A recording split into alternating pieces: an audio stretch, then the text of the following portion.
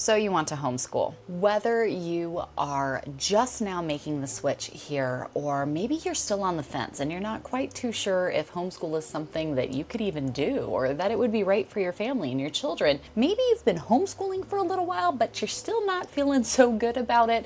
This video is here for you, my friend. I have been homeschooling for 16 years now. This is our 16th back to homeschool that we are getting ready for. And I know that trying to make the decision of should I homeschool is a very, very difficult one. And I think what probably doesn't help the fact is that when you go online, people have very, very opinionated things to say. They either say, get rid of your kids, send them to school. The commercials that come out around this time honestly make me sick because there's that, kids, get rid of them, kind of that popular video that was going on about homeschool parents and do anything to get away from your kids. I think it's just weird that you want your kids around you all day, every day, and all night. I would have gotten up on my hands and knees and strapped them to my back and crawled to get them to school every day, just to get them where I wasn't. So I don't trust somebody that wants to be with their kids 24/7. I think a lot of dumb people do it because it's just easier. And that's a concern. There's kind of that extreme of it that you see, or there's the other side of it where homeschool is the only way, and if you don't homeschool your children, they're gonna be just doomed for forever. And I don't want to bring either side of that here into this conversation. Deciding what you want to do for your children is it's a big, scary decision to make and something to go through. And so I just want to share with you all the true, honest to goodness in all of my years and all of my experience homeschooling my own children, running my own homeschool companies, running co-ops, working with other families, sharing content on homeschool here on YouTube for almost a decade, and even working with different curriculum companies and things like that, different homeschool ministries. This is a really important question. And I think as Christians, again, you're on the channel Heavenly Minded Homeschool. As Christians, there are much bigger questions here that need to be asked. And I think that these points that I have here that I want to share with you guys are really going to bring you and your family some clarity on what to do and how to actually equip yourselves with what you need to move forward and accomplish said things. Now, homeschool, I think, kind of gets a bad rap because of the misunderstandings. Homeschool is not school at home. In order to homeschool does not mean you need to have this Instagram perfect. I mean, I love it. The people who put the full-blown like sheds on their property and turn it into a little one-room schoolhouse. Like, that is so cool. And if I had a bunch of money laying around with nothing better to do, I might have one myself. But I have actually never had a totally dedicated homeschool room. I've never had a full-size chalkboard in my house. I honestly keep it quite minimal and simple. So I think that's one thing that's really hard is people get this idea of in order to homeschool, I have to create a school at home. I have to have a whole space for it. I have to buy all the things. I need to, have a full-size chalkboard. I need to be able to dedicate from 8 a.m. to 3 p.m. every single day to my children's educational whatever it is that we're doing. And that's just simply not the case, okay? We have homeschooled in full-time ministry. We have homeschooled while essentially living on the road. We have homeschooled while running businesses. We have homeschooled in all these different scenarios. I know many people, my mother included, she did this with my twin brothers, but she was a single mom who worked full-time in a different city from where we lived and homeschooled 2 teenage boys. Obviously, different states have different requirements, and we can't touch on all 50 of those here, but there are ways. Where there's a will, there's a way. And whether you are dealing with health issues, you have a new baby, you work, you have whatever scenario it is that you have going on. The amazing thing is when we really look down to it and we go, Lord, I know this is where I need to be, training my children up in the ways of the Lord. And we're going to talk about kind of your why behind all of this here in just a second. But if this really is a decision that you're like, this is what's best for my kids. My kids do not need to be in the public school system anymore, where they're dealing with the amount of bullying, the amount of anxiety, just genuine safety concern, let alone all the other nonsense that goes on in the public sphere of the world. If this is a decision that you know you need to make and you're like, I just know in the pit of my stomach at the end of the day, I need to do something different. Know that this is so unbelievably customizable that you can make it fit what's best for you. Homeschool does not need to be school at home. It doesn't have to look a certain way. It doesn't have to have a certain thing. It doesn't have to fit into this like cookie cutter setup. It's an open canvas. It's training up your children. It's teaching them the things that they need to know in the way that works best for them, and nobody knows that better than you, I promise you. So whatever that needs to look like, whatever that schedule looks like, if grandparents are involved or this is happening or you're a little whatever it is that you need to do, you can do that. And that is a-okay. You do not need to look like somebody on Instagram, somebody here on YouTube, right? Whatever it is, whatever that idea in your head of what homeschool looks like, just know it's probably not that. Okay? That's the number one thing. Homeschool is not school at home. You got to know that. The second thing that I would recommend, this is especially if your children have already been in the public school system and you guys kind of like have this idea of this is how this works. This is important for you and the children. Now, if you have young ones and you're just getting started, this might still be really important for you because again, just like your ideas, sorry, my hair is everywhere, just your ideas of what you think school looks like, you might need a time to de-school. Now, I remember when I first started homeschooling, this was before the internet is what the internet is today. I knew nobody that homeschooled. The only experience I had with homeschool was kind of those like weird kids that came to, I went to a private Christian school for a while and there was like the homeschool group that would come in from time to time and they were, you know, very stereotypical 1990s, early 2000s homeschoolers, okay? So like it was just kind of a different view of what homeschool was. So when I started homeschooling, I had no clue what I was doing and really didn't have anyone to go to. And I would try to read blogs sometime.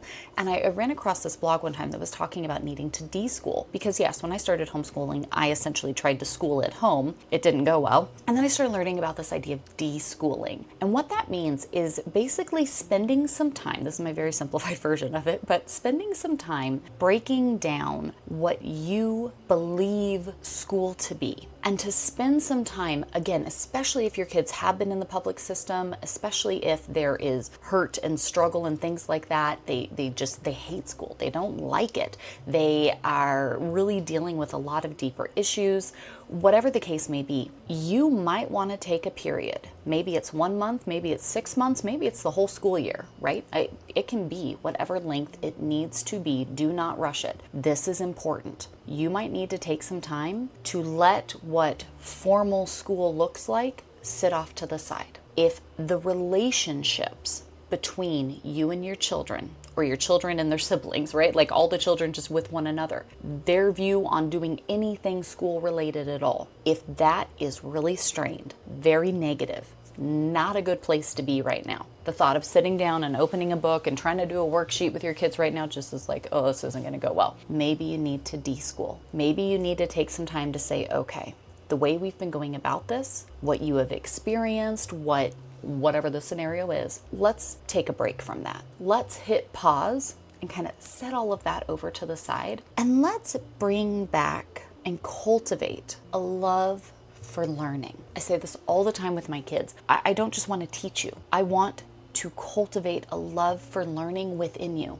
Because if you love learning, you will do good your whole life. And that starts with us parents too, okay? This is us as well. Where if we look at homeschool as, oh, it's stressful, it's a pain, it's this thing I have to do. Homeschool is a lot of work from the parent side. It is. Anybody who thinks you homeschool because it's easier, you know, like sure, it is easier in certain ways, but like it is not easier in all these other ways either. So you might need to look at this and go, you know what, we need a period of deschooling where we let everything kind of set off to the side and we get back to cultivating our relationships, how we just view one another and our home and our days that we're given, that we need to look at this and go, how do I actually have excitement and enjoyment to learn something? Maybe that means you guys really get into crafts for a while. Maybe it means you play a lot of games. Maybe it means you go hiking every week. Maybe it means you start checking out local, even free museums and things like that around you. Maybe it's watching fun documentaries and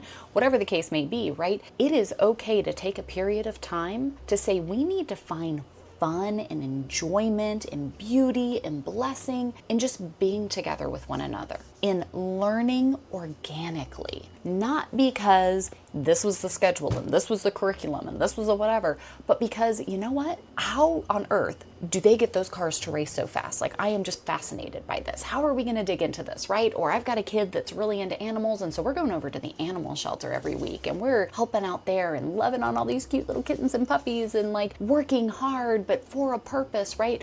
What is it that you can do to deschool a little bit, to bring it back and actually cultivate those relationships, that enjoyment of time together, find those sparks and those creativity and just a love for learning again?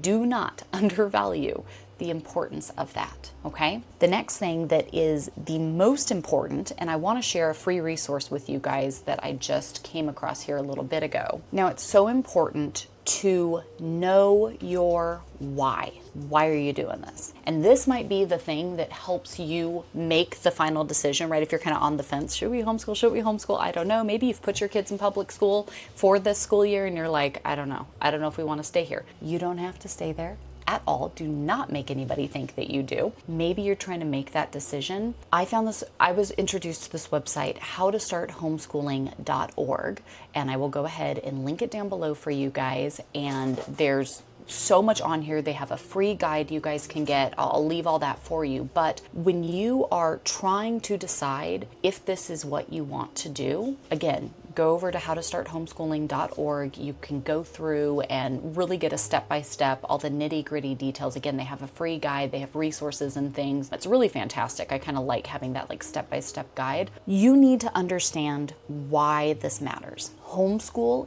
is so much more than just, oh, I have kids, so I have to check off a box. Are they educated? For me, when I really looked at this, it was a handful of years ago, I don't know, 10 or so years ago. And I was really looking at it one day. I was kind of in the midst of picking out curriculum, getting our schedule planned out, you know, doing all the homeschool mom things. And I really stopped and I was like, you know, why do I homeschool? Why do I have children? Why does what I pour into my children, like, why does it matter? What's my goal here, right? Because isn't it funny, if we don't know what the intended goal or outcome is that we're trying to reach, it's really hard to get anywhere close to it, right? Like, I can say, I want to pay my mortgage off early. That's great. That's wonderful, right? Who doesn't want to pay their mortgage off early and not be paying on it for 30 years? The rabbit just knocked something over.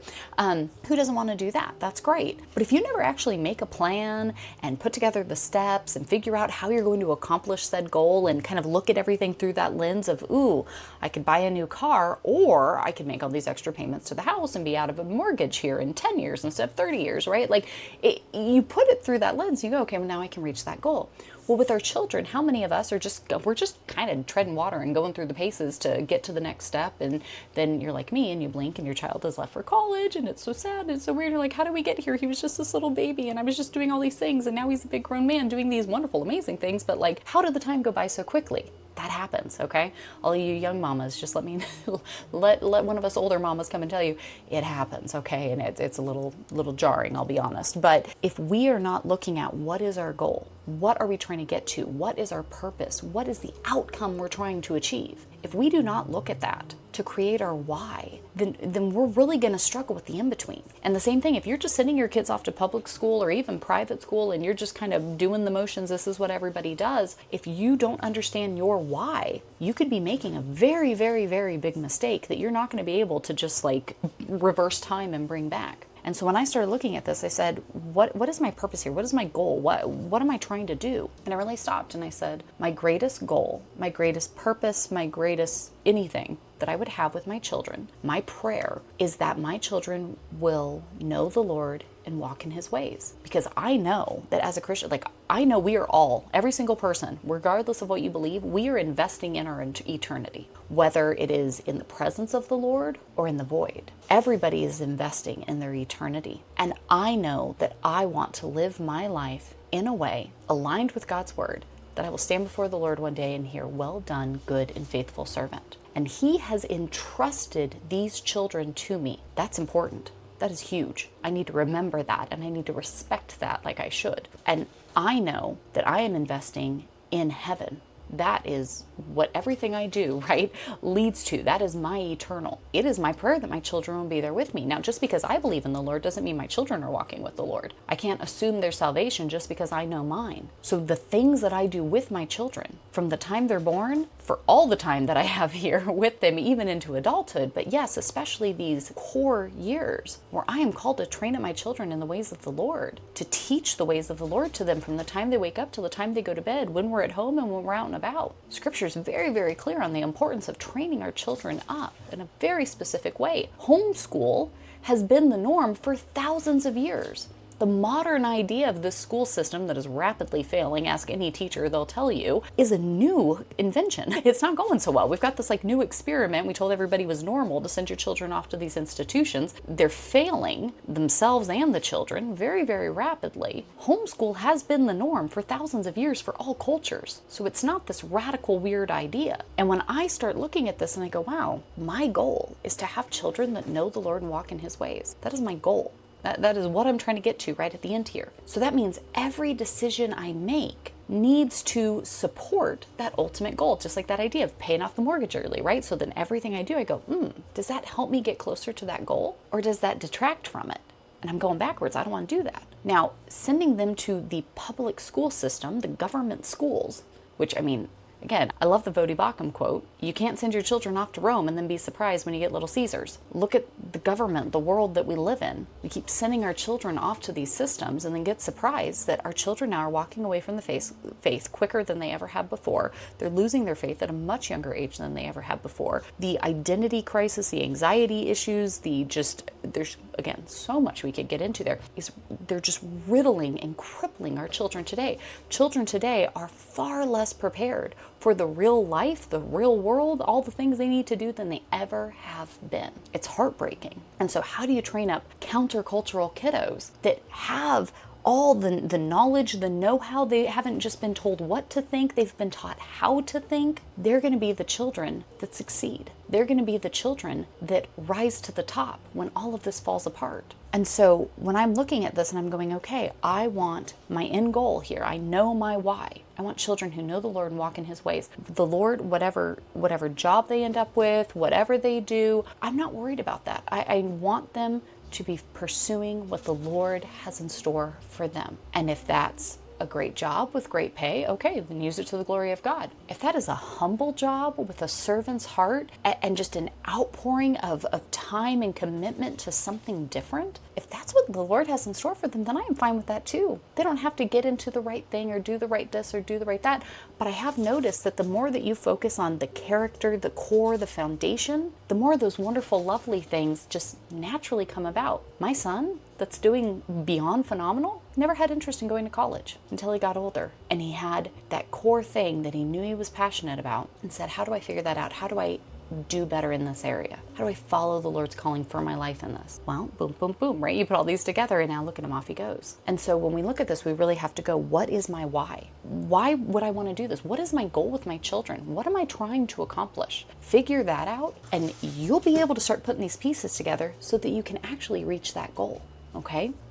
Couple last points here that I want to give you. Again, go to howtostarthomeschooling.org, get their free checklist. There's a lot more information. I know we've been chatting about all things, so I don't want to take up all your time. Few practical tips. You got to understand that, right, the homeschool is not school at home. You might need some time to deschool, work on those relationships. It is so worth it. I promise you. Cultivate a love for learning and everything else comes easier, but know your why. Do not get started until you know your why. Go ahead, make a plan. Come up with some structure. Figure out what you're thinking you want to do, but be flexible, okay? Try it out for a couple weeks. Change what you need to. Go back to the drawing board when you need to. It is okay. Have some structure, have a plan, know what you're doing, but be flexible. All of us have to be. The more and more you do this, it's like stretching every day, and before you know it, you'll be the most flexible, limber person in the whole wide world because that makes such a difference. Don't expect perfection.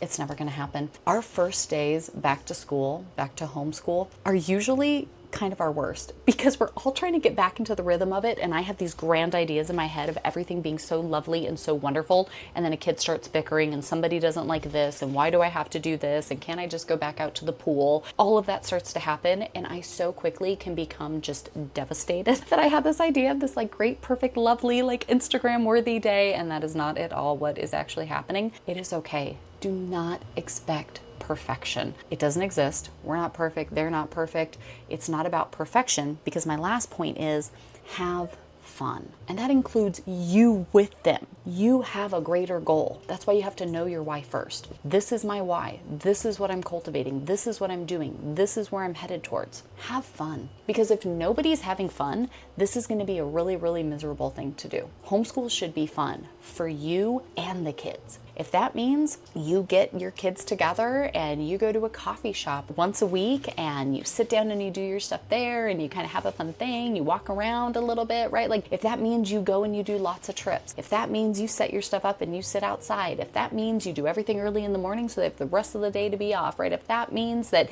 you kind of do it in the evenings and you sprinkle it all throughout the week, whatever that means. If that means lots of books, a lot less worksheets, watching documentaries, lots of arts and crafts, whatever it means for you and your family, whatever your individual children need. And heads up, they all need something different. And that really surprised me when I started. I was like, wow, why is kid 1 and kid 2 not working the same? And then kid 3 is totally different. Kid 4, forget about it. That was a big adjustment, but they all need something different. How can they all have fun? How can you have fun with each of them and all together? Have fun in what you're doing. Remember your greater goal. Day by day, with God's grace and wisdom and encouragement and refinement and blessing, you are going to get through this. Now, I pray that this can be a help and a blessing to you. I know we covered a lot of stuff. If you have any specific questions, please leave me a comment down below.